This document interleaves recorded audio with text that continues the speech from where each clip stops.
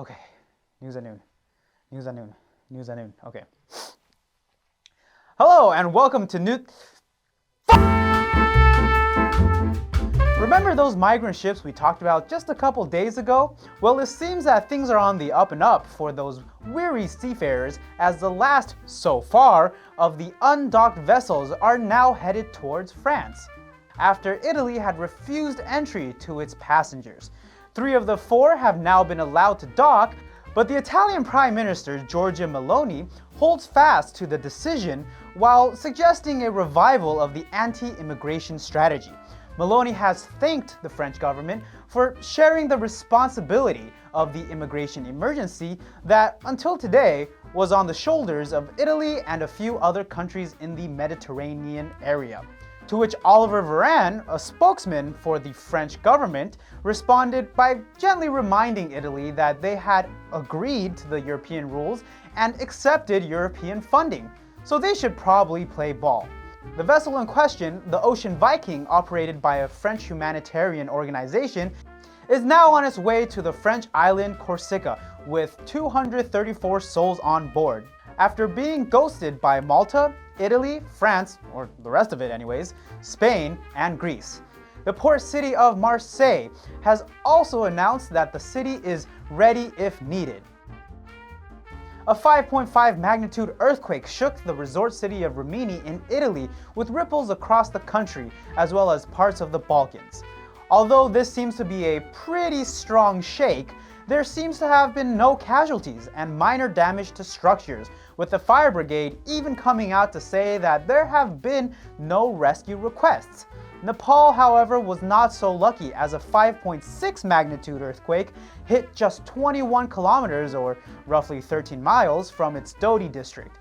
It is reported that at least 6 people have died, 5 were injured, and 3 buildings were destroyed, which was felt as far as the Indian capital New Delhi.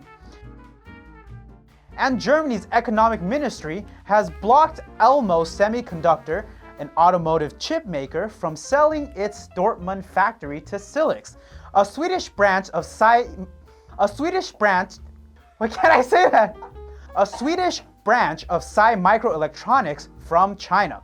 Silex, who had agreed to buy the factory for £85 million, or about 85.4 American monies, back in December, is now considering taking legal actions against the decision. But Germany would prefer not to have its critical infrastructure compromised by Beijing. German lawmakers are beginning to feel the heat, or lack of, as Russia, one of Germany's main energy importers, doesn't want to be texting back anymore. And German businesses seem to be eager to jump into China's lap. Speaking of Russia, Russian military forces are reported to be ready to withdraw from the Kherson area, a major victory for Ukraine, as forces close in on the Russian-occupied area from 2 sides, which probably gave some Russian historians some major World War II vibes. However, Mikhailo Podolyak, an advisor to Ukrainian President Zelensky, is skeptical, saying, "Actions speak louder than words. We see no signs that Russia is leaving Kherson without a fight." Back in the US, the 2022 midterm elections seem to be heating up, crazier than a group of college freshmen watching The Bachelor, with both teams neck and neck for the Senate. At the time of writing, the Democrats have 46 seats, whereas the Republicans have 48 seats in the Senate. In the House of Representatives, the GOP has a sizable lead with 207 to the Democrats' 184. However, there are 44 seats remaining in the House, and the Democrats could potentially catch up, although probably not likely. Georgia once again might be the deciding factor on the nation's divided system, just like not too long ago. Feels like yesterday. The race seems to be so close that Gabe Sterling, a chief operating officer for the Georgia Secretary of State, tweets that, "We feel that it is safe to say that there will be a runoff for the US Senate, slated for December 6th. Twitter, wow, we talk about them a lot, is once again in the spotlight as they rolled out a gray checkmark official label for certain accounts, just to take it right back.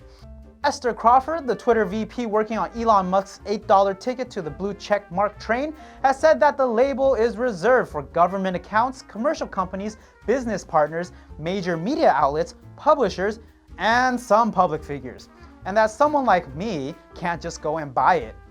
But as fast as it came, it went. And as the wise prophet Passenger once said, you never know you love her till you let her go. And indeed, we had to let her go. And a student from the University of York, the old York, not the new one, has been detained by police for throwing an egg at King Charles.